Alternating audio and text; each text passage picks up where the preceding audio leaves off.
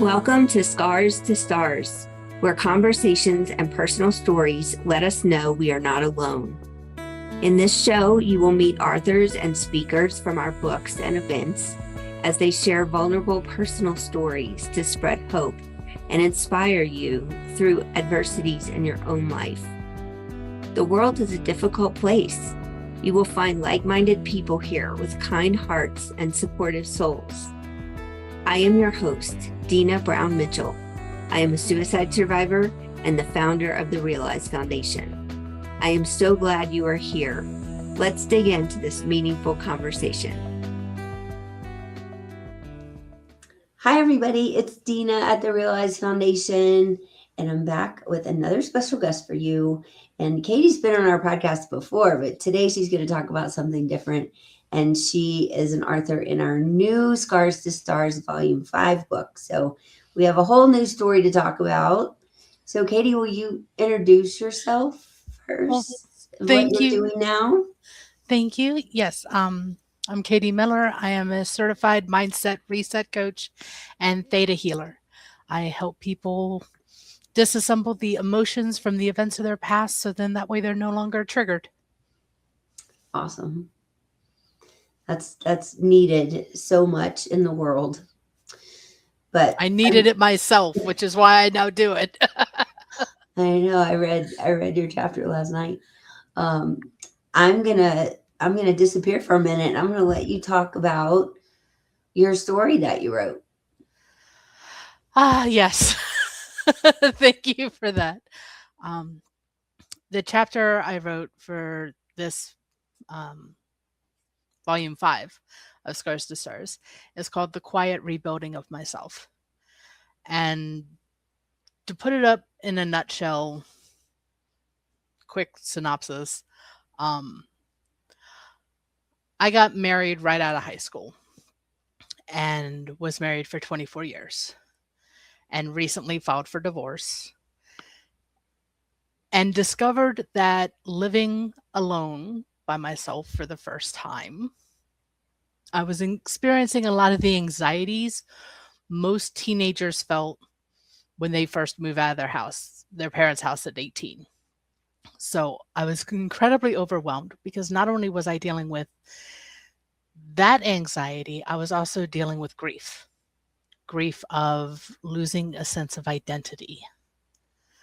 So I've done a lot of healing. I haven't done as much talking because the one thing that I realized is the story of my marriage and divorce is not just my story. It impacts other people in my life, one of them being my ex, the other one being my son. So when I wrote this chapter, I wrote it from the perspective of the milestones that I remember from meeting my former spouse at the age of 14 to what it was like to realize that I was growing and changing as a person and they were not on the same path as I was. And then what it was like when now I'm a single person because my son's off at college. He doesn't live at home. And the steps that I had learned in reference to that it's okay to not be okay, that waking up can be an accomplishment all on its own, getting out of bed an even bigger one, remembering to brush our teeth is a big one, and that it's okay. I don't have to be perfect for anybody. I don't even have to be perfect for myself because I realize that we are constantly growing, constantly learning. And there are aspects that I want to share about what I experienced through this. I'm not even calling it a chapter of my life. It's an actual mini book series inside of the grand scheme of things because I spent more than 50% of my life married to this individual. And a lot of my identity was wrapped around what they needed and what their family needed, which meant that because I was filling that role, I lost part of myself. So that's really what the chapter is about. It's the recognition that hindsight being 2020, I can see the mile markers. I can see the big moments where I decided to keep my mouth shut because it was safer than speaking up, where I decided to agree because it was safer than causing a confrontation, to moments where I didn't even realize the decisions I was making because I had become conditioned to answer them or respond to situations a certain way. So I'm still learning, still growing, but the chapter is written in a way that's really my perspective. I can't blame anyone for the relationship other than taking responsibility for my half. I know now that the decisions I made were made with the information and the emotional resilience I had at the time. When I started growing and started learning about emotional intelligence and learning about mindset work and how to retrain my brain so then that way limiting beliefs no longer controlled my life, I could make empowering decisions and create something that was predictive, create something that was happy, something that was exceptional. Realizing that not everyone is going to go on that journey with me. So this was pretty much the layout of what this chapter was. And nobody knows the whole story except for me and my ex. And it's probably going to stay that way, to be honest. There are a few people who know specifics because they were touched by those components of my life. But I don't want to. The best way I can describe it is I have seen speakers who have shared traumatic events of their past, and they were very impactful speakers. They delivered a very powerful message, especially how they overcame and became empowered because they chose to do something about it instead of remain a victim. But I've also heard of speakers who their talk was nothing but a trauma dump, and I felt worse listening to them because they didn't show me that I could overcome something. And that was really the primary focus of this chapter, was showing that we can overcome and we can share aspects that are comfortable. We don't have to tell anyone the full story because we shouldn't be defined by our past, because everybody has a past. But we can find people who will help us grow and move forward. Yes, agreed with all of that. It's a lot. I went back and I thought about it and I was like, wow, that's, even right now, it's still more than 50% of my life that I was living with this individual. And I look back and I'm like, where did Katie from high school go? Where was the confident teenager who didn't care what anyone thought about her and just paved her own way? So she's being rediscovered now. Well, I'm really interested in learning more about how you discovered how to shift your mindset and what that whole journey was. Well, it started unconsciously is the best way that I can put it, because my family had started the Teen Suicide Prevention Society back in 2020, which is how we first met, Dina, because we're on similar missions. We wanted to help people find hope, to see that they were not alone and that there was a way to break open that negative echo chamber that we sometimes get in when all we have is a repeating negative thought. So that was the start of the mindset work that I was doing, was to help people realize that you can shift your perspective 1% and it'll make a huge impact on your life.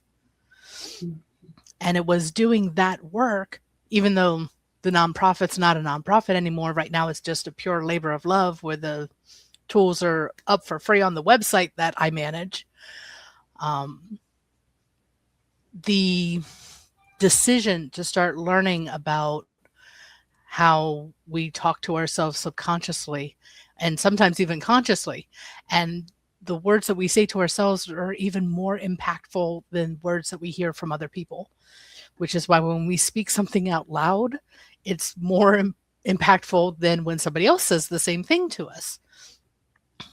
And it was learning that and learning how to deal with grief that really shifted my perspective into the mindset and rewording what has happened to me. It's not diminishing anything that's happened to me, but it's allowing me to reframe it into something that I can use as an empowerment versus being negative energy that sucks me down. And during this time frame of this 5 years of when the nonprofit started to when my divorce happened, I had changed so much internally that I started to see the inconsistencies and the quote unquote red flags of my relationship that were not healthy. And it was interesting because I could always see it in quote unquote other people. And I heard someone say, when you point your finger at someone, there's one finger pointing at them and 3 fingers pointing back at you. Well, I was able to recognize it in them because it was in my own relationship. I just never identified it or labeled it as what it was. And that's nobody's fault but my own. I understand that completely. But it's challenging to be able to step outside of something that has become your norm, whether it be a relationship or whether it be a job that you've been in for an extended period of time, or a belief that you've had for an extended period of time. To be able to change something like that is scary. It's terrifying. It's painful emotionally, sometimes even physically. But that's what happens when we grow. And that's why the bark cracks on a tree as it's growing. It's because it's making room for more space. And we are allowed to take up space. It's a good analogy. I'm wondering when someone approaches you about what you do and how you help them, how does that start? What does that look like? Well, most of the time it's someone just asking me what it is that I do. It depends on, I guess, where I am and everything like that. But usually it starts out with, I just help people shift their limiting beliefs into empowering decisions. I've worked on so much content with helping shift the thought of not wanting to be here into finding the little bits of joy that make me want to stay. And then coming across a limiting belief as to, I can't make money as an entrepreneur, to, wait a minute, I used to get paid to walk dogs when I was a teenager. I used to get paid to babysit as a teenager. I used to go door to door selling Girl Scout cookies. That wasn't my money, but I was selling stuff. Yeah. I know how to do this. Maybe not exactly this way, but I know I can figure it out. And going through that process worked because I ended up making more money in 1 month as an entrepreneur than I did at a corporate job I worked at for 14 years before COVID. So I realized how impactful this could be and wanted to share it with other people, because we all deserve to have that hope. We all deserve to have our big definite dream and take steps to get it. Yeah, agreed. So what is your big dream now? Now, believe it or not, it's still being defined. My original big definite dream was to have a house. Well, I have a house. And it's too much space for just me by myself. So that's not my big definite dream anymore. But the umbrella falls underneath of raising the positivity level of the planet. Everyone's allowed to have bad days, but it's the power that we have to not stay stuck there. And providing people with tools and with tips and tricks and workshops and communities to remind us that we can find people who will lift us up. We can find communities who have the same values and have the same integrity, or maybe even better integrity, so that we can learn from them. So we continue to grow and can become the best person we can as an individual. And then when we do that, we help build the community up around us so other people can become their best selves. It's very true. I think community is, I don't know what the right word is. I want to say imperative, but I think it's community is what holds us accountable in some way. Because if we're alone and we live by ourselves and we don't have to show up for something, it's very easy for us to get in a dark place. It is. We as human beings evolved from people who knew that they needed their tribe. I mean, everyone had their own role in their tribe or their community. I mean, you had the chief, you had the shaman, you had the people who did the hunting, the gathering, the raising of the kids, the making of the clothes, the cooking. I mean, everyone had their own part in it, but they all worked together. And in times of struggle, they were all there to support each other. Yeah. And we humans are designed that way.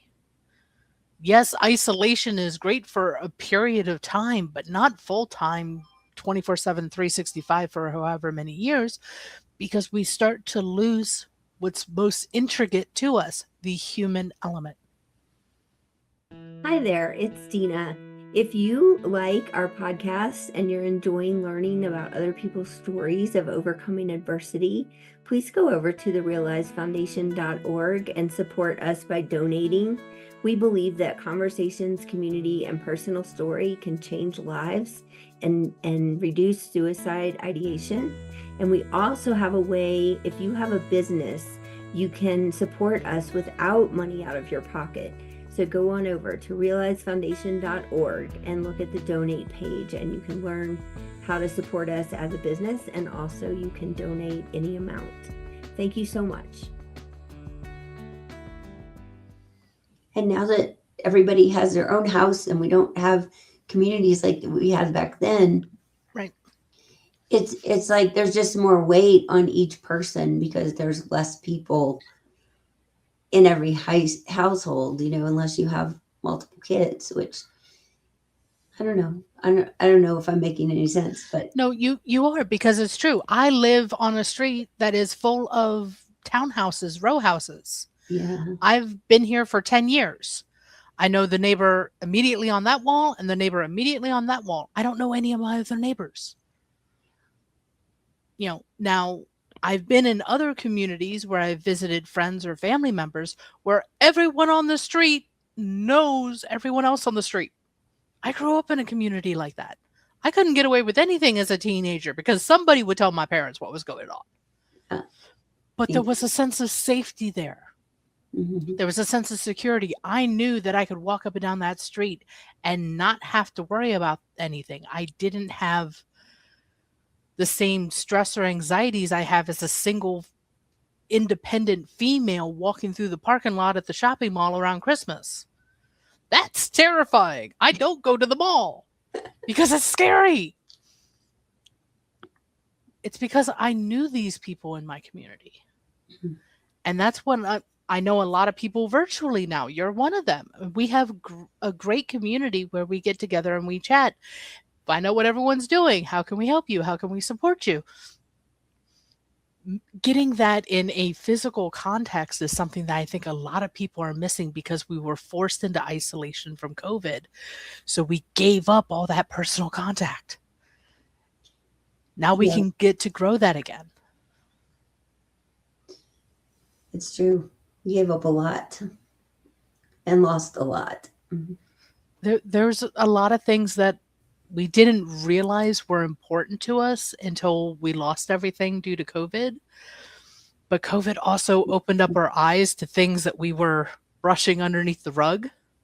Yeah. That needed to be addressed, that were just festering. It's true. So it a blessing and a curse, but most things in the world are a blessing and a curse, depending on what's going on in your personal world. Mm-hmm. Because one thing that's traumatic for me might not be traumatic for you, or vice versa. Something that's fantastic news for me might not be fantastic news for somebody else. It's true. Yeah.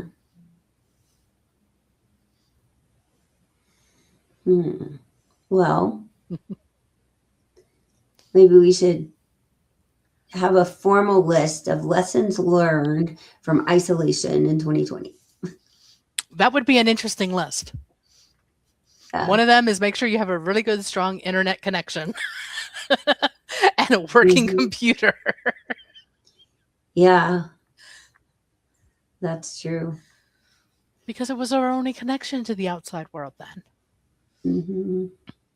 And some of those connections are still strong. I mean, I still consider you and I very good friends from all the time we've talked since then, even though we've never met in person. I know. Eventually it'll happen. I know it will. I was just doing another podcast with an author, and we were saying how we've said for years now that we're on book 5, we've said for years that we were going to have like a reunion in person, but everybody's so all over the world that it's like how, it would be expensive for a lot of them to come to Colorado. So I don't know. We have to figure out maybe if we can raise enough funds to do something like that, because I think it would be really cool. Well, planning is key, definitely, for something of that volume with that many people on it. But I know that if I put on my calendar that next year there's going to be an event in Colorado, that I'm going to start putting money aside to start saving for it. Yeah. Maybe I should just do it. I mean, it could even be like a picnic. I mean, it could be something. It doesn't have to be anything fancy. It'll just be all of us getting together, talking, hanging out, and sharing lots of hugs and tears over how much has changed. So, I mean, because so much changed since when I wrote for book 3. I know. I'm a completely different person now than I was then. And that was only 2 years ago. I think that's why multiple people write in more than one book, because it's first of all, it's healing. Oh, very much. Yes. And it's just a way to have another community because of how we do it and the process and how we all get to know each other. It's really cool. So I always say, like, I've written in a bunch of business anthologies where they're like, give me thousands of dollars, give me 2,500 words, and we'll let you know when it's published. And that's just not what we do here. We become family in this project, and it's really important. Yeah, I've contributed to 2 that were very much pay to play kind of aspect. And granted, there are times that payment is important because we have to pay for the people who's doing the editing and doing all the publishing work or creating designs for the cover or anything else like that. But it's the integrity of the group, I think, is what's most important, because it wasn't just for those, it was the same thing. You pay, you write, it's going to be published on this date, and your name's not going to be listed as one of the authors when it goes up on Amazon. Right. That's true. Even if it's sold on Amazon. Even though it's sold on Amazon. I was in the Change series with Jim Lutz and Jim Britt, and Les Brown's on the cover with me, and all that. That was probably the most money I've paid for one. And it's not on Amazon.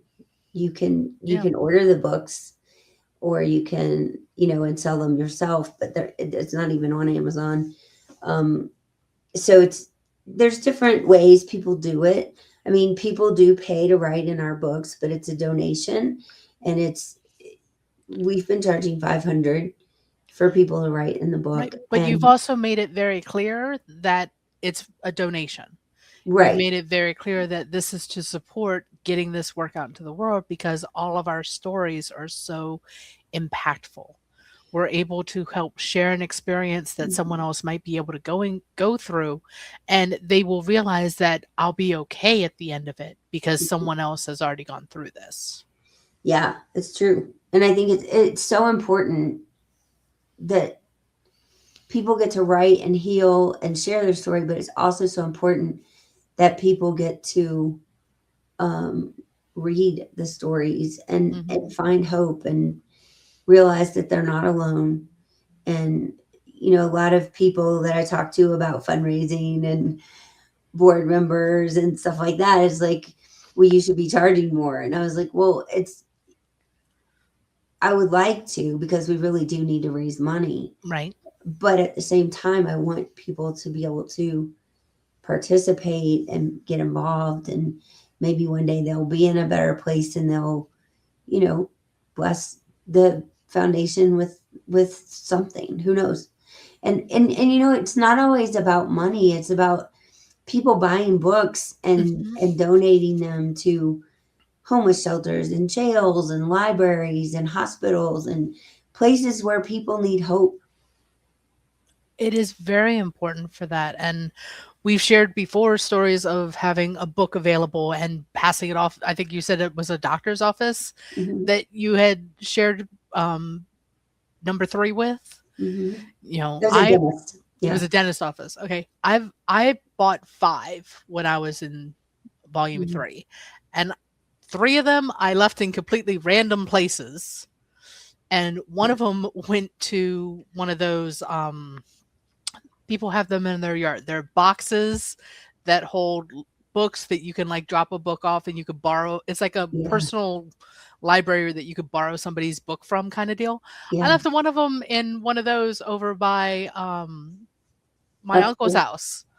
I'm just like, this looks like a good enough place for it. It was by a high school. Here, let's put it in there. Yeah. So I have no idea where that book went because I didn't put any of my contact information or anything in it. But it felt like that was where it needed to go. And we tend to be able to hear that intuitively on where people are that need to hear these kinds of messages. It's true. And I think people, it's funny because I do a lot of social media about business, other than the foundation. And almost every time I connect with somebody for a business reason, I somehow in the next week or so get a message from them saying, I really love the mission of your nonprofit, or I really love what you're doing with this. And it's like people notice. And I think we're finally in a place in the world where people are talking more about mental health, talking about suicide, where, 20 years ago, nobody talked about that. Honey, even 10 years ago. Yeah. And I remember graduating high school and finding out that one of my teachers passed from suicide like the year after I graduated. Oh, no. And the only reason that I knew was because my sister Stephanie was a student in his class and knew about it and shared it with me. It wasn't announced through like the school alumni or anything else like that. And he had been a teacher there for well over 10 years. Yeah. There's a lot of people who die by suicide and have obituaries that say nothing about it. Yep. And it's sad because, I have a friend right now who just lost her husband, somebody I haven't seen in a long time. But there's no information about what happened. And he was young. And that's like, if nobody says anything, that's where my mind goes. Right. And it's like, it's not something that we should be ashamed of. It's something that we should be more aware of and talk about so it doesn't happen as much. True. But I think there's also the precedent that's been set that, like, for example, when a celebrity takes their lives, it's all over the news. And then everyone's speculating about why there were no signs. Why didn't so-and-so do this? Why didn't so-and-so do that? And I think that for me, if I had a family member who chose to leave that way, I would be guarded about who I shared that with, because people on the internet can be cruel because they don't know everything. They only know what they're told. Yeah. On the outside, my marriage looked fine. Everyone thought everything was great. Nobody knew that I was walking around unhappy with everything else that was going on for so long. Mm-hmm. Because I hid it well. And people who struggle mask because we don't want people to know what we're going through. I know. I think it's getting better, but It is, because we're creating these safe spaces for people. Yeah. I mean, we just have to be able to take better care of ourselves and have permission to do that.